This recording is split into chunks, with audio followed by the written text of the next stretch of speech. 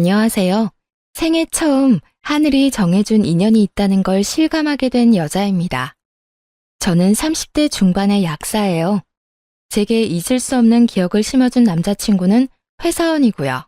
제 남친과는 제가 약사로 근무하고 있는 곳에서 처음 만났어요. 골골대며 약을 타러 온 모습이 꽤 기억에 남았어요. 그런데 그 후 출근 도장을 찍듯이 그리도 약국을 들리는 거예요. 사소한 의약품을 하루에 하나씩 사가면서 말이에요. 보통 약국에 들르는 분들은 비상약도 한 번에 몰아서 사가는 경우가 대부분이라 좀 의아하게 느껴졌죠. 하루는 전날 데일밴드를 사갔음에도 또 사기에 물었어요. 요즘 매일 오시네요. 어제 밴드 사셨던 걸로 기억하는데 또 사시는 거예요?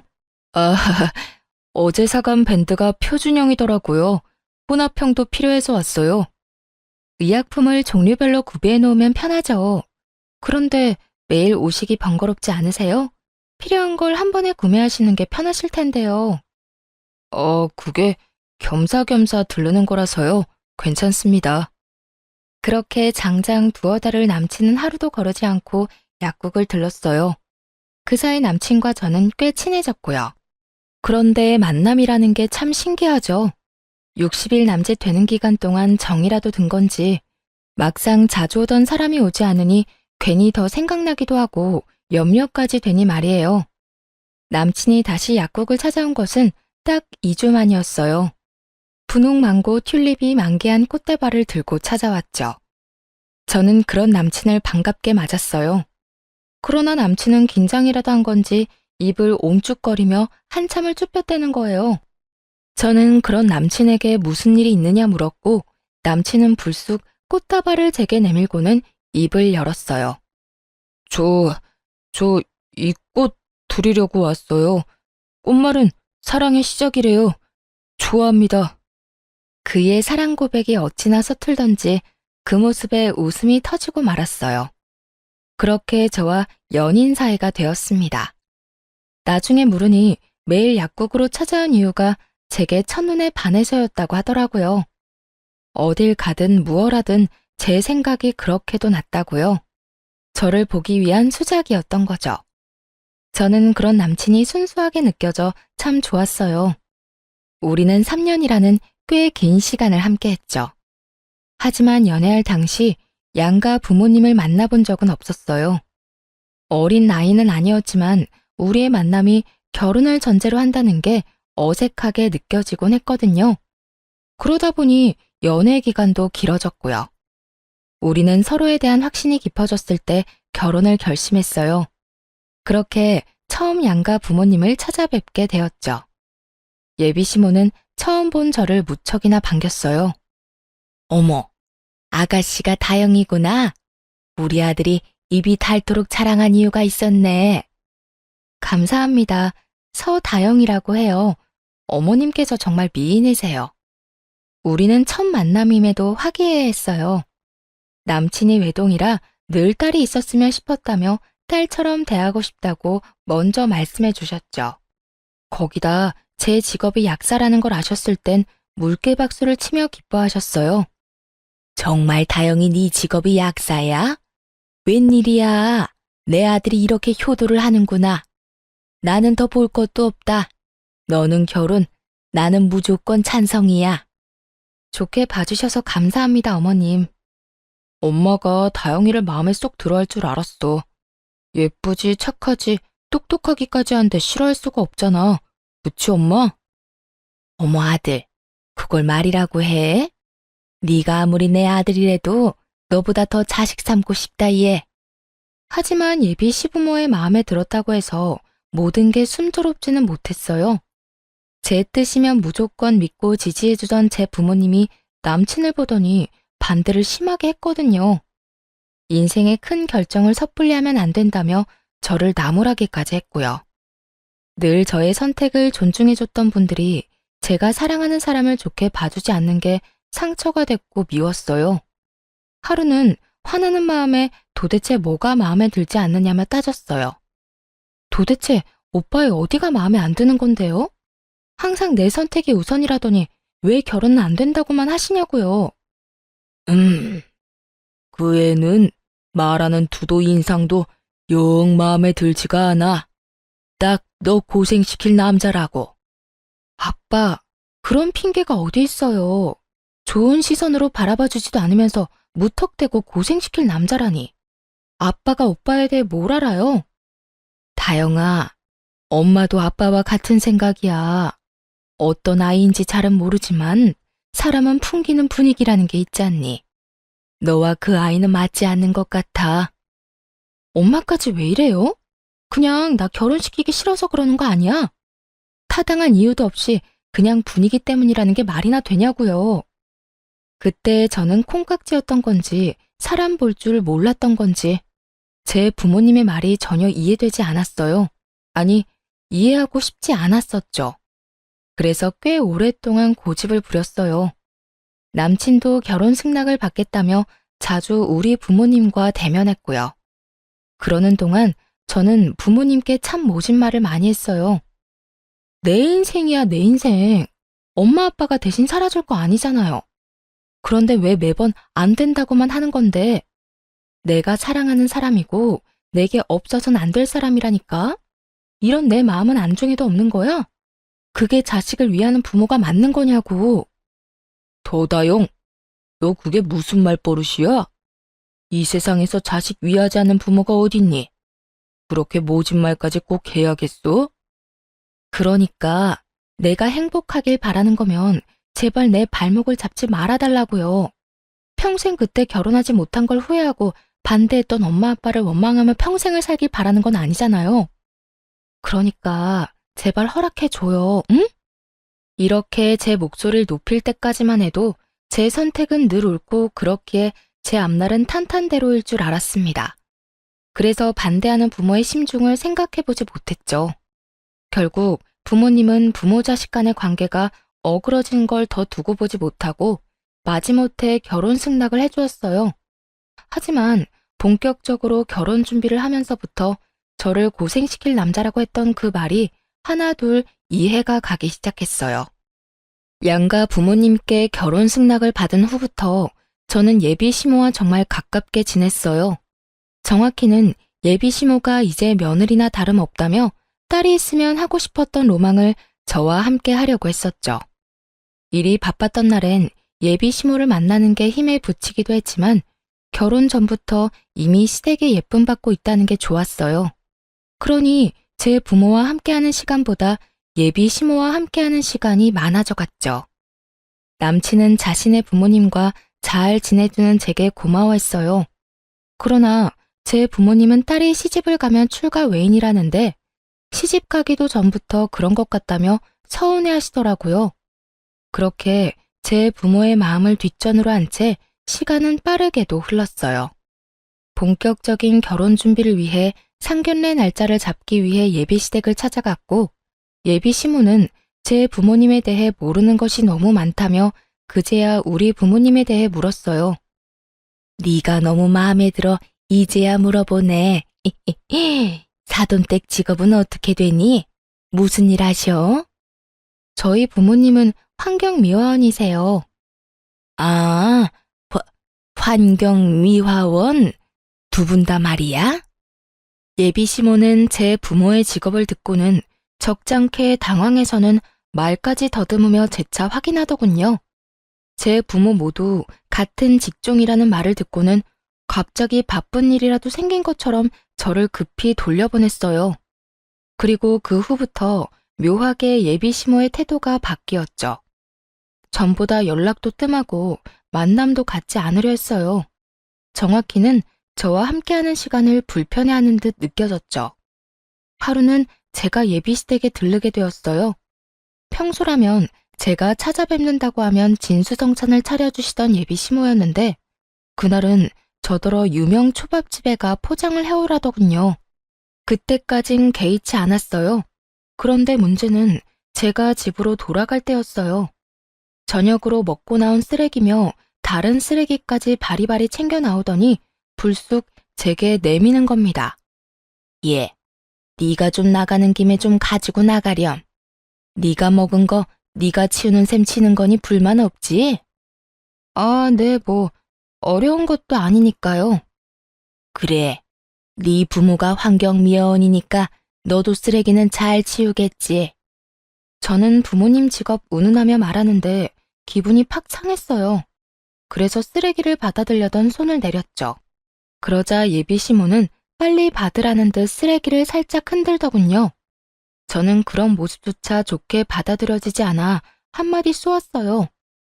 제 부모님 직업이랑 이게 무슨 상관이라고 그렇게 말씀하세요? 어머님은 그럼 환경미화원이 아니라서 쓰레기를 잘 못 버리시나요? 어머, 얘, 너 무슨 말이 그러니? 부모가 환경에 대한 생각이 남다를 테니 교육을 잘 받았을 거란 의미였던 것뿐인데 뭘 그렇게 예민하게 굴고 그래? 어머님, 죄송하지만 쓰레기는 어머님께서 버리시는 게 좋겠어요. 정시키고 싶으시면 오빠에게 부탁하시고요. 그럼 이만 가보겠습니다. 우악스럽게 화를 내고 싶은 마음이 굴뚝 같았지만 차마 말꼬리를 잡을 순 없어 제 손으로 버려두지 않는 걸로 넘어갔어요. 그렇게라도 해야 자존심이 덜 상할 것 같아서요. 그 뒤로 저는 예비시댁에 가는 게 조금 껄끄럽게 느껴졌어요. 제 부모의 직업을 알게 된 후로 확연히 달라진 태도가 느껴질 때 애써 외면하게 되는 것도 싫었고요. 그러다 상견례를 한 달쯤 앞두고 예비 시모와 큰 말씨름을 하게 되었습니다. 남친이 제게 예비 시부모님이 상견례 때 신고 갈 구두가 마땅치 않다고 했어요. 관계도 정 같지 않고 또 그런 말을 듣고 모른 척 할 수도 없었어요. 그래서 좋은 마음으로 선물을 하게 되었죠. 그런데 제가 준비한 신발을 봤더니 비웃음을 띠고는 작게 수근거렸어요. 신발 선물의 의미가 도망이란 걸 알라나 몰라. 지금 우리더러 도망치라는 건가? 네? 어머님, 그게 무슨, 뭐라고 하신 거예요? 아니다. 별거 아니야. 그냥 혼잣말이 튀어나왔네. 예비 시모의 말이 또렷이 들리지 않아 재차 물었지만 예비 시모는 혼잣말이라며 얼버무렸어요. 저는 마음에 걸렸지만 표현하기엔 서로 불편할 것 같아 참았죠. 그 탓에 잠깐 어색해진 틈을 타 예비 시모는 남친더러 잠깐 방으로 와보라며 불렀어요. 아직 예비 시부와는 단둘이 마주할 때 마냥 편하진 않아 화장실을 다녀오겠다는 핑계로 일어났는데 안방을 지나다 예비 시모와 남친의 대화를 듣고 말았습니다. 너 정말 다영이랑 결혼까지 할 생각이니? 물을 생각이 전혀 없는 거야? 어? 무슨 말이 하고 싶은 거야, 엄마? 다영이만 보고 이 결혼 밀어붙이라며. 이제 와서 그건 왜 묻는 건데?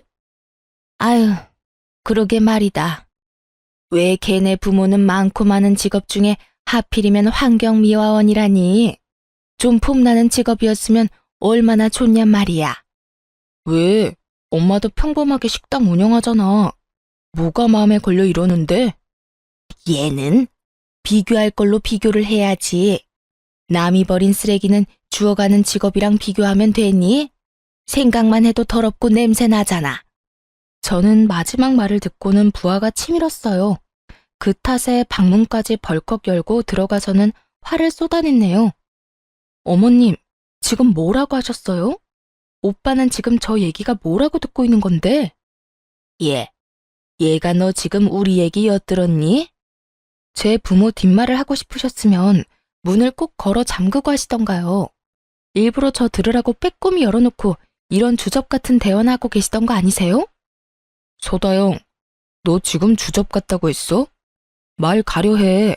가족들 사이라고 다 받아주고 이해할 줄 알아? 가족들 사이가 내 부모 직업 운운하며 뒤에서 결혼을 하니 많이 이런 대화를 해? 어머님, 제 부모님은 더럽고 냄새나는 일을 하시는 게 아니라 청결하게 관리해주는 일을 하시는 분들이세요. 아시겠어요? 야, 소다영, 너 정말? 내 이름 입에 담지도 마. 어머님, 그동안 눈치 없이 결혼 준비를 이어가 죄송하네요. 그냥 어머님 수순에 맞는 처가 다시 알아보세요. 내 결혼 때문에 내 부모가 모욕당하는 것이 너무도 속상해 치민 분노가 누그러지지 않았어요.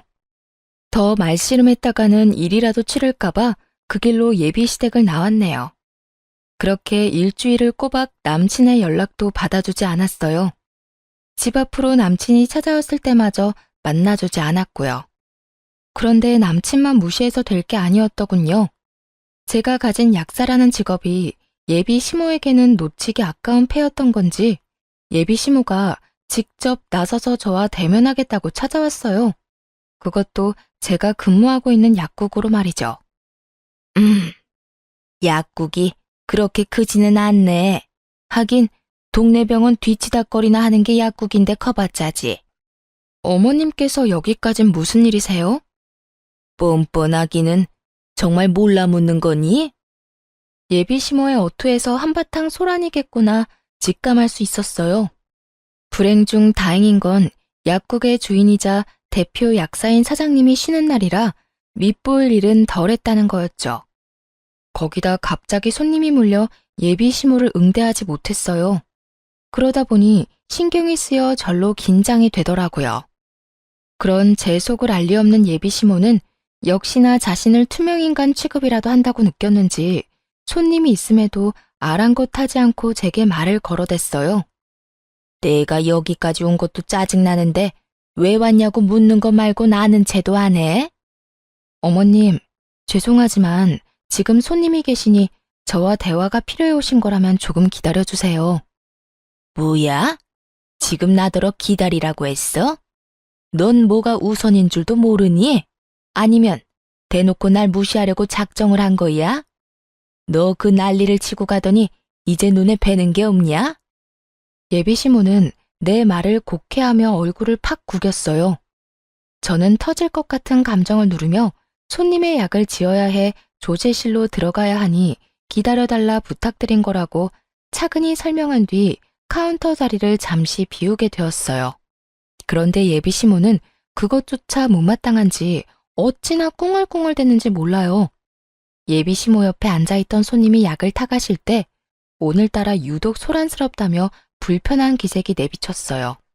저는 깊은 한숨을 애써 삼키며 약국까지 찾아온 이유에 대해 물었어요. 제게 하고 싶은 말씀이 뭔가요? 어떤 이야기를 하고 싶어서 여기까지 오신 건데요. 너야말로 그렇게 가버리고 나서 어떻게 내 아들을 그렇게도 모질게 무시를 해대니? 막말로 결혼을 전제로 한 만남은 어쩔 수 없는 거 아니야? 뭘 어쩔 수 없다는 거죠? 제 부모님 직업을 무시하는 거요? 상대편 부모의 직업을 살피고 고민해보는 건 너무도 당연한 수순일 뿐이야. 네가 정말 결혼하길 원한다면 나를 설득하려 했어야지. 그렇게 화를 내고 휘관이 가면 되겠니? 넌 네 부모가 그딴 식으로 행동하라고 가르치디? 제 부모님의 직업이 결혼에 큰 걸림돌인 것처럼 말하는 그날이 떠올라 다시 우라가 치밀었어요. 거기다 제 행실을 지적하며 제가 큰 잘못이라도 한 듯 저를 나무라는 게 기가 찼어요. 결국 저는 욱하는 마음에 손님 없는 틈을 타 목소리를 높였네요. 제 행실이 어떤 게 잘못됐다는 건지 전 모르겠네요. 자기 부모 흉을 보는 사람 앞에서 속 좋게 웃는 사람도 있나요?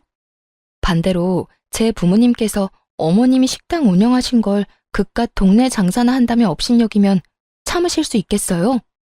동네 장사? 너 지금 말 다 했니? 버르장머리하고는 네 부모 직업 마냥 너도 그렇게 싼티 내고 다니는 애였니? 응? 마음대로 생각하시고 그만 돌아가세요. 이 일로 더는 가타부타 하고 싶지도 않으니까요. 야, 너 정말 내가 우습냐? 나 네 시험이 될 사람이야. 내 앞에서 굽신거려도 모자랄 판에 뭐라고? 언성을 높이며 노발대발하는 예비 시모에게 돌아가라는 말을 마지막으로 아무 대꾸하지 않았어요. 더 상대하고 싶지 않았다는 말이 맞겠죠. 그런데 그 타이밍에 손님이 약국 안으로 들어왔고 예비 시모는 뭐가 그리 분한지 손님에게까지 저를 이상한 사람으로 만들더군요. 내가 저 약사 시모 될 사람이에요. 그런데 이것이 나랑 내 아들 앞에서 며칠 전에 바락바락 소리를 지르고 문을 박차고 나가는 겁니다. 오죽하면 내가 이렇게 일하는 곳까지 찾아왔겠어요. 결혼하면 이 드센 것한테 나나 내 아들이 잡아먹히는 거 아닌가 싶다니까요. 저 요망한 것을 내가 품어줄래도 저렇게 나를 세우니. 아, 그러시구나.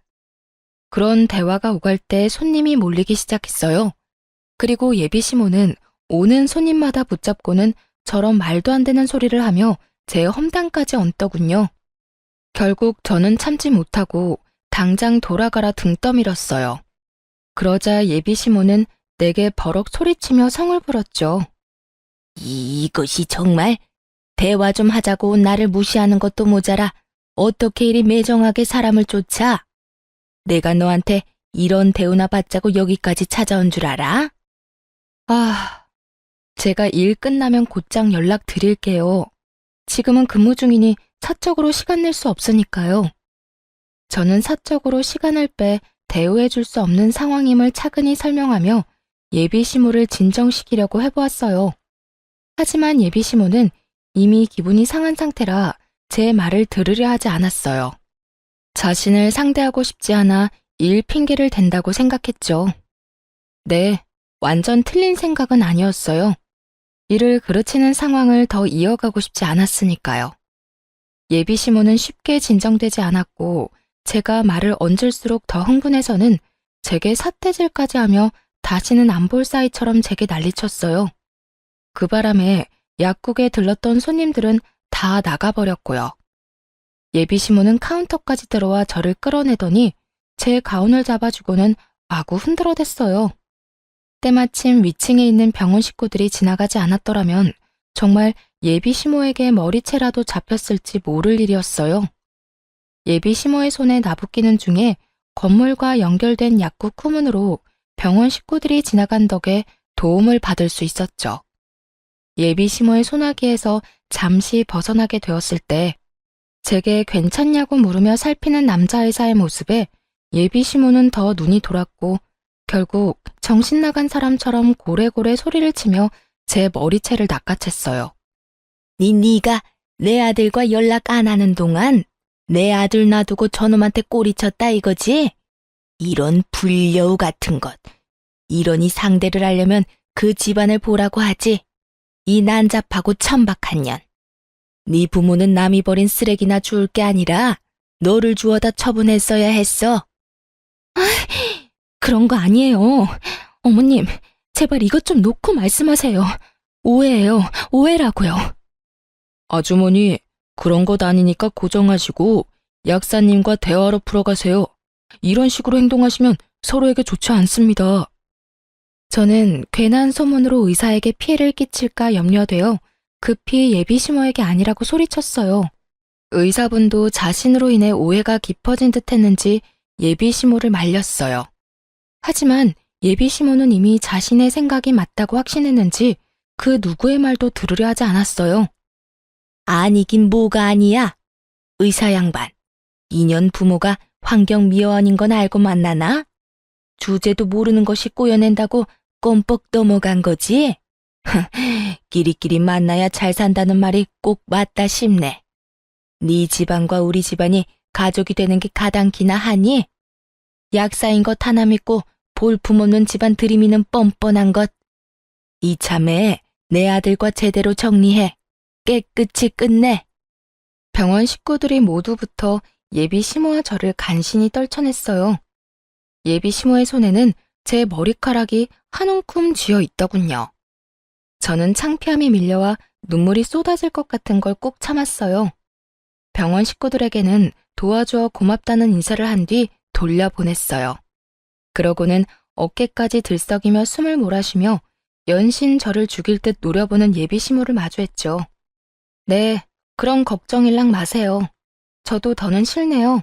어머님 아니, 아줌마 말대로 티끌만큼도 남김없이 깨끗이 관계 정리할 테니까요. 참, 기가 막혀서. 약사도 사자 직업이라고 여태 대접해줬더니 끝까지 기어오르는 것 좀 봐. 다시는 내 아들과 얽히지 마라. 내 눈에 띄었다간 그땐 머리채 정도로 안 끝날 줄 알아. 예비시모는 그렇게 엄포를 놓고는 돌아갔어요. 저는 그날 남친에게 다 끝났으니 다신 보지 말자고 했어요. 그러나 저와 전 예비 시모가 대치했던 일에 대해 전혀 모르는 건지 제게 왜 이러는 거냐며 헤어질 수 없다고 제게 끈질기게도 연락을 하더군요. 소영아, 왜 자꾸 다 끝났다는 건데? 이제 상견례가 코앞인데 도대체 왜 그래? 우리 오늘 만나서 이야기해. 제발 좀 나 좀 만나주라, 응? 제 퇴근 시간에 맞춰 약국 앞으로 오겠다는 걸 간신히 말린 뒤 제 집 근처에서 전 남친을 만났어요. 아무것도 모르는 이 인간과 정리할 게 남았더라고요. 소영아, 나는 못 헤어져. 우리가 헤어질 이유가 없잖아. 모진 풍파도 나만 있으면 다 이겨낼 수 있다며. 그 말들은 진심이 아니라 하얀 거짓말. 뭐 그런 거였어? 그래, 내가 그런 말도 했었지. 그런데 오빠가 내겐 풍파고 오빠네 가족이 풍랑이야. 그게 무슨 말이야. 저번 일은 그냥 엄마가 마음이 복잡해서 했던 말. 대단한 가족이네 정말. 오빠는 아무것도 모르는구나. 만났으니 하는 말인데 상견례 장소로 예약했던 한정식 집 오빠 이름으로 예약했으니 알아서 처리해. 소다영, 너 정말? 그리고 오빠, 네 부모한테 선물했던 신발값 상견례 할 일 없어졌으니까 그거 당장 물어줄래? 내 부모 멸시하는 인간들 좋은 일 하고 싶지 않거든 나. 어떻게 사람이 선물이라고 줬다가 다시 뺐냐고 째째하다고 생각할지도 모르지만 말도 안 되는 이유로 무당한 대우까지 받고도 그거 받고 떨어지라는 식으로 넘어가고 싶지 않았어요. 거기다 제가 전 예비 시부모에게 선물한 그 신발은 명품까진 아니더라도 누구나 알 법한 브랜드 제품으로 카드 할부까지 사드린 거였으니 당연히 돌려받아야 마땅한 것 아닌가요?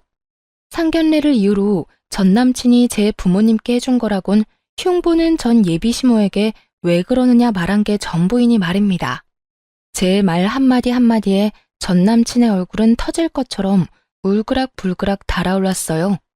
하지만 저는 그런 모습이 가짱게 느껴졌어요.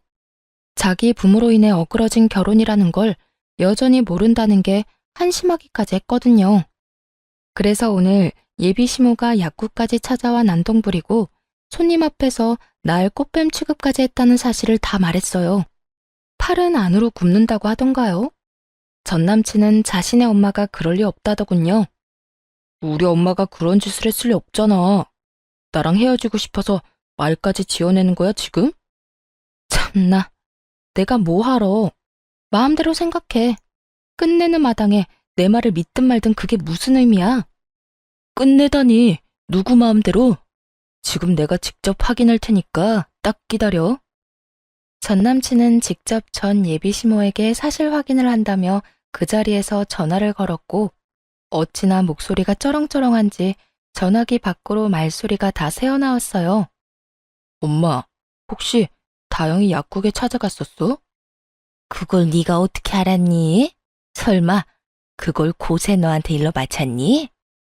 엄마가 왜 다영이 일하는 곳을 가? 가서 뭐라고 했는데 뭘 어쨌길래 나더러 헤어지자는 거냐고.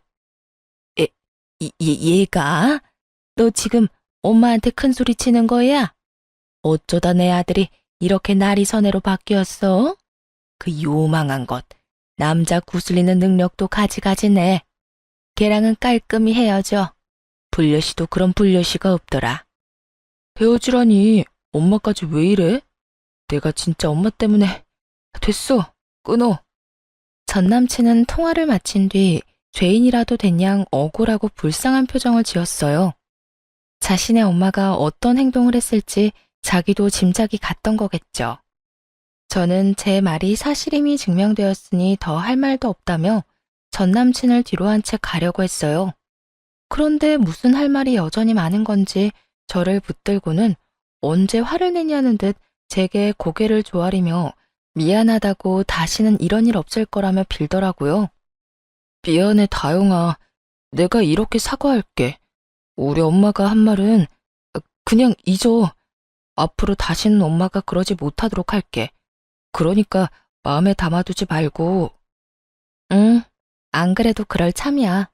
헤어지는 마당에 뭐하러 전전긍긍하겠어? 영양가 없는 언행이 나한테 무슨 의미라고. 우리 부모님 직업 운운할 때 진작 정리했어야 했는데 그러지 못한 게 아쉬울 뿐이야. 다영아, 그건 엄마한테 책 잡히기 싫어서 그랬어. 내 본심을 엄마가 알면 어떻게 될지 상상이 안 돼서. 나 아직 너 사랑해. 아니, 나는 너라서 결혼하고 싶었다고. 전 남친은 엄마한테 책 잡히는 게 싫어 저를 향한 마음이 크다는 걸 숨기고 싶었다고 하더군요. 그래서 예비 시모가 결혼을 종용하는 걸 따르는 것처럼 보이기 위해 그런 대화를 주고받았던 거라고요. 사실 돌아보면 연애 기간 동안 우리가 함께하는 미래를 그리던 쪽은 제가 아니라 늘 전 남친이었어요.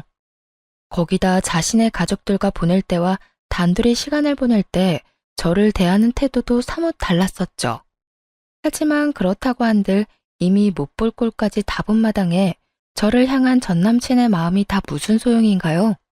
더 이상 구구절절 애원하는 소리를 더는 듣고 싶지 않았어요. 난 오빠라서 이 결혼 깨는 거야. 계산적인 부모를 둔 것도 모자라 그걸 닮아 결혼을 계산하는 오빠라서 말이야. 내 부모님이 반대했던 이유를 이제야 알겠네. 그렇게 구질구질한 이별을 한 후에도 전 남친은 장장 1년 동안 두어 달에 한 번씩 찾아와서는 평생 연애만 해야 한다며 그것만도 좋다며 다시 시작하자고 그렇게도 매달렸어요. 하지만 그런 전 남친을 거들떠보지도 않았어요. 그런데 가족들 앞에서 얼마나 시름시름 앓는 척을 했는지 헤어진 지 6개월쯤 지났을 무렵 그 망할 아줌마가 또 저를 찾아와 목소리를 높이더군요. 야, 너 내 아들을 어떻게 꼬셨길래 널 못 잊었다는 멍청한 소리나 하게 만들어? 그걸 왜 저한테 와서 물어요? 저도 아줌마 아들 때문에 골치 아프거든요. 못 찾아오게 단속이나 좀 잘해보던가. 뭐야? 이 요망한, 하필이면 볼품없는 부모를 둔 너와 연애하는 바람에 너 같은 것을 닮아버려서 이 모양 이 꼴이 난 거 아니야? 애초에 너랑 엮이지만 않았어도 이미 우리 수준에 맞는 며느리를 맞았을 텐데 이 독약 같은 것, 이 징글 맞은 것. 한참을 제게 모욕해대는 전 예비 시모를 두고 저는 전 남친에게 곧장 문자 한 통을 남겼습니다. 쇼하는 게 너로는 모자라디? 좋은 말 할 때 네 엄마 내 앞에서 치워. 그러는 사이 자신의 말을 듣는 신용도 하지 않는다고 얼굴에 핏대까지 세우고는 삿대질을 대며 노발대발했어요. 이 쌍스러운 것이 지금 내가 말하는데 너 뭐하니?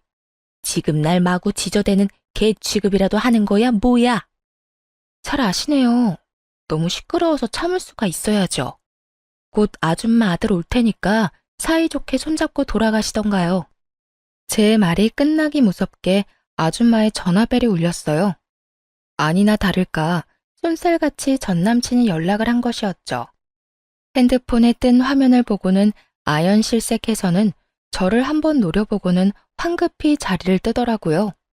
다행히 전 남친이 그 이후 제 눈에 띄는 일도 없어졌고요. 그렇게 우리의 진절머리 나는 인연이 끝났다고 여기며 살았어요. 얽히고 설켰던 그때가 다 꿈인 것처럼 느낄 정도로 평안하게 말입니다. 저는 그 후 참 많은 변화가 있었어요. 일자리를 옮겼고 또 진정으로 좋은 사람을 만나 결혼까지 하게 되었죠. 어떤 사람이기에 파혼하고 2년 만에 결혼했나 싶으실 거예요. 전 예비 시모가 제가 일하는 약국에 찾아와 난동 피울 때 싸움을 말려주던 남자 의사 기억하시나요? 네, 바로 그 사람이 저의 남편이랍니다. 전 남친과 관계 정리 후 마음 따뜻한 그 사람이 저를 참 살뜰히도 챙겨주었죠. 전 남친과 그의 가족들과는 달리 제 남편은 의사임에도 직업의 귀천을 따지지 않는 사람이에요. 그뿐일까요? 제 부모님의 직업을 훌륭하다 인정하고 존경하는 마음으로 대해주는 멋진 사람이죠. 이러니 제가 반하지 않을 수 있겠어요? 길지 않은 연애 기간에도 불구하고 저와 제 남편은 하늘이 정해준 운명의 실처럼 서로를 당겼고 그렇게 부부가 되었어요. 우리 부부는 대출도 없이 40평대 신축 아파트를 신혼집으로 정했어요. 그곳에서 깨가 쏟아지는 신혼을 보냈죠. 그렇게 행복한 날들을 보낸 지 넉 달쯤 됐을까요? 낯익은 한 나이 든 여자가 엘리베이터를 열심히도 닫고 있더군요. 거울에 비친 그 여자의 얼굴을 본 순간 저는 소스라치게 놀랐어요. 그 여자는 저를 보고는 얼굴색이 파랗게 질렸을 정도였고요. 저와 만으로 2년 만에 마주치게 된 그 여자는 저와 하마터면 가족으로 지저분하게도 얽힐 뻔한 전 남친 엄마였어요. 아줌마가 여긴 어떻게... 너, 네가 여긴 왜 있니? 이런 좋은 아파트에 무슨 볼일이 있다고 발을 다들여? 설마 그 천박한 재주로 나이 많고 돈 많은 남자라도 물었냐? 정말 여전하시네요. 천박한 건 제가 아니라 아줌마 입인 것 같은데요. 후회할 일 겪고 싶지 않으면 말 조심하세요. 네가 뭔데 말 조심을 하란 말아야? 지저분하고 난잡한 것, 천하디 천한 더러운 것, 쓰레기 처리나 하는 부모를 뒀는데 뭘 배웠겠어? 그렇지? 쓰레기집만 배워서는 사람 등쳐먹는 꼬라지하고는. 전 예비 시모는 변함없이 저와 제 부모님을 모욕하더군요. 제가 무슨 몸을 함부로 굴리는 사람처럼 표현하며 말입니다. 이런 금 높은 아파트에 존벌레 같은 네가 웬 말이니? 이곳엔 양심껏 발도 들이지 마. 집값 떨어질라. 브이, 브이. 저를 벌레 취급까지 하는 전 예비 시모의 태도가 기가 찼습니다. 누가 보면 자기가 이 아파트에 사는 주민인 줄 알겠더라니까요. 저는 그런 전 예비 시모에게 여유롭게 웃어 보이며 가방에서 지갑을 꺼내 명함 2장을 내밀었네요. 재밌네요. 그 걸레나 내려놓고 말하세요. 우리 아파트 청소하다 결리고 쑤시면 들르세요. 제 남편이 능력 좋은 의사라 정말 잘 보거든요. 뭐야? 니까짓 게 무슨 능력으로 의사랑 결혼을 해? 궁하디 궁한 집안 뭐 볼 게 있다고. 나이든 노땅이나 꼬셔서 팔자 펴보려고 발악을 하는구나. 추잡하게 살지 마렴. 보기 안쓰럽게 왜 그러니? 그 아줌마는 어떤 멀쩡한 의사가 저와 결혼하겠냐며 무슨 꿍꿍이가 있는 건 아닌지 잘 알아보라는 말까지 하며 무시란 무시는 다 하고 엘리베이터에서 내렸어요. 뭐가 그리 기분 좋은지 엉덩이까지 살랑살랑 흔들며 가더군요. 하지만 그렇게 말하고도 정말 제가 멀끔한 의사와 결혼이라도 한 건지 확인하고 싶었던가 봐요. 며칠 뒤 정말 제 남편의 병원에 찾아온 겁니다. 결혼하면서 남편이 병원을 옮겼는데 그때 제가 남편의 병원 바로 옆으로 제 이름을 건 약국을 차리게 되었어요. 그렇기에 남편의 병원에 들른 사람들을 한눈에 볼 수 있었죠. 그런데 그 등장이 그렇게 유난스러울 줄은 꿈에도 몰랐네요. 많은 환자가 있는 것도 본체만치 하고는 무례하게 진료실의 문을 벌컥 열며 제 남편의 얼굴을 확인했어요. 그러더니 불그락 푸르락해진 얼굴을 해서는 제 약국으로 왔고 곧 저에게 죽일 것처럼 달려들며 행패를 부렸어요. 이 쳐 죽어도 시원찮을 거사. 언제부터야? 언제부터 뒤에서 호박씨 까며 내 아들과 저울질을 해댔던 거야? 저놈, 그때 그놈 맞지? 응?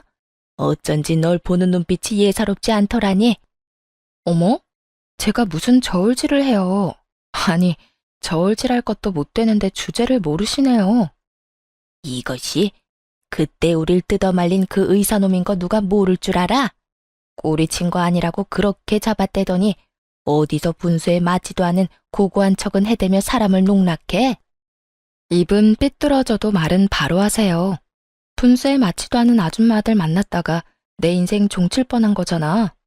그리고 이 인연을 만들어준 건 다름 아닌 아줌마예요.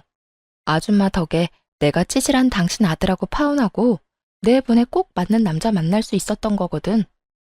너 지금 내 아들더러 뭐? 찌질? 야, 너 이제 눈에 뵈는 거 없다 이거야? 그런 말을 짓거리고도 내가 가만히 둘 줄 알아? 가만히 안 두면 어쩔 건데. 약이라도 사서 갈 거 아니면 그만 나가줄래요? CCTV에 당신이 하는 행동 전부 녹화 중이니까 더 깽판 쳐서 영업 방해로 신고당하는 게 목적이 아니라면 말이에요. 얼굴이 새빨개진 아줌마가 약사가 손님한테 협박이나 한다며 무서워서 못 오겠다고 쇼까지 해댔어요. 그러고는 제게 나직이 두고 보자는 말을 남기곤 돌아갔죠. 하지만 사람의 천성이 시간 좀 지났다고 변하나요? 퇴근 후 집에 돌아와 보니 집 현관이 엉망진창이 되어 있었어요. 구정물 범벅에 모욕적인 말들까지 적혀 있었어요. 저는 곧장 관리소로 가서 상황을 설명한 뒤 CCTV를 확인했습니다. 아니나 다를까 전 예비시모가 난장판을 쳐놓은 것이었어요. 제가 멀끔한 의사와 결혼한 것도 배가 아픈데 자신을 모욕하고 깔봤으니 얌전히 넘어갈 수 없었던 거죠. 평생 살면서 그런 못된 성정을 가진 사람이니까요. 그런데 참 기가 막히게도 다음날 출근길, 우리 집을 그 꼴로 만든 인간과 딱 마주친 겁니다. 무슨 억하심정이 있길래 그런 치졸한 짓까지 한 거죠? 치졸한 짓? 내가? 무슨 말인지 난 전혀 모르겠는데. 괜한 사람 붙잡고 시비 걸지 마렴. 마주치지 않게 좀 사라져주면 더 좋고 말이야. 아줌마가 사라져야지. 고작 그런 복수나 하자고 청소부로 일하는 거예요? 진짜 그 엄마의 그 아들이야. 그쵸? 야, 너 말 다 했어? 내가 무슨 집을 엉망으로 만들었다고 아침 대바람부터 이렇게 생사람을 잡아? 진짜 몰라 물어요? 이러고도 여기서 더 붙어 있을 수 있을 것 같아요? 어림도 없지. 저는 이 말을 뒤로 곧장 관리소에 전화를 걸었어요. 몇 번의 신호음 끝에 전화 연결이 되었고 저는 바로 스피커로 바꾸어 통화 내용을 보란 듯이 들려주었습니다. 어제 불편사항 접수한 703호입니다. CCTV로 확인한 그분 오늘 출근을 하셨네요. 저랑 딱 마주쳤는데 여긴 일 처리를 이따위로 합니까? 너무 죄송합니다. 근무 시작한 지 얼마 안 된 분이라 규율에 대해 조금 무지하셔서 잦은 실수가 있더라도 넘어가 주었던 게 화근이 된 것 같아요. 당장 조치 취하도록 하겠습니다. 다시 한번 너무 죄송합니다. 규율을 모르는 사람을 쓰는 게 말이나 됩니까? 저 이거 그냥 못 넘어가요. 제대로 배상하라고 전달해 주시고 다시는 볼 일 없도록 당장 잘라주세요. 아시겠어요? 전 예비시모는 그제야 자신의 처지를 알게 되었어요. 자신이 사는 입주민인 척 고개 쳐들고 저를 깔볼 땐 언제고 잘리는 것만은 막아달라며 애원하기 시작했죠. 날 자르라니 그게 무슨 소리야? 내가 뭘 그렇게 잘못했다고? 내가 너무 속상한 마음에 경솔하게 행동한 것 사과하마. 관리소에 다시 말 좀 잘해주면 안 되겠니? 다영아, 우리 예정이 있는데 이리 모질게 할 필요 없잖니? 제가 왜요? 예정 들먹일 정도로 각별한 적도 없잖아요. 그런 서운한 말이 어딨어. 가족으로 묶일 뻔한 사이잖아. 내가 운영하던 식당 망하고 남은 건 빚뿐이야. 여기만큼 페이가 좋은 곳도 없는데 잘리면 나는 버틸 재간이 없어. 사람 하나 살린다 생각하고 이번만 넘어가주면 안 될까? 그러게 배포도 없으면서 왜 그러셨어요? 이미 저질러 놓은 걸 되돌릴 수 없잖아요? 당신이 코푼 휴지는 당신이 치워야지. 그동안 자신이 운영하던 식당 앞에 프랜차이즈가 들어와 망했다고 했어요. 그래서 그 빚을 갚는 것에 평생을 쏟아 닥치는 대로 일을 해야 하는 상황이었던 거죠. 하지만 그런 이유로 꼭 지켜야 할 자리였다면 심사숙고하고 행동으로 옮겨야 하는 거잖아요. 그 알량한 자존심은 어디로 갔는지 목구멍이 포도청이라며 제 바짓가랑이까지 붙들고 용서해달라고 끈질기게도 매달렸어요. 몇 날 며칠을 제 집 앞에 와서는 누가 시킨 것도 아닌데 현관문과 복도가 번쩍 빛이 날 정도로 쓸고 닦아댔어요. 그러면서 꼬박꼬박 사죄의 메모까지 남겼죠. 하지만 저는 그런 아줌마를 거들떠보지도 않았습니다. 그 후 절대 안 된다던 해고 통보를 받게 되었나 봐요. 그렇게 내쳐진 후에도 며칠을 제게 찾아와 애걸복걸을 했어요. 그러면 안 됐는데 내가 미련하게도 일을 저지르고 알게 되었단다. 다영아, 미안하다. 다시 일하게만 해주면 내가 뭐든 하마. 평생 감사하는 마음으로 살 테니 좀 도와주렴. 저더러 집안 수준 운운하며 싫다고 할 땐 언제고 이제와 그런 제게 아쉬운 소리를 하는 꼴이라니. 아줌마가 봐도 참 황당하지 않아요? 아줌마 사정이야 어떻게 됐든 그건 제 알 바 아니잖아요. 아들 자존심까지 어그러뜨리고 망신 주고 싶은 거 아니면 작작하세요. 아니면 당신이 나한테 해코지했던 증거 영상들 당신 가족들에게 폭로하는 건 물론이고 법정에서까지 마주하게 될 줄 알아요? 이렇게까지 모질게 하고 나서야 더는 절 찾아오지 않았어요. 자신이 망한 것만으로도 가족들에게 짐이 되었는데 더 큰 짐을 안겨줄 수는 없었던 거죠. 그 후로 한참 후에 집으로 우편이 하나 왔어요.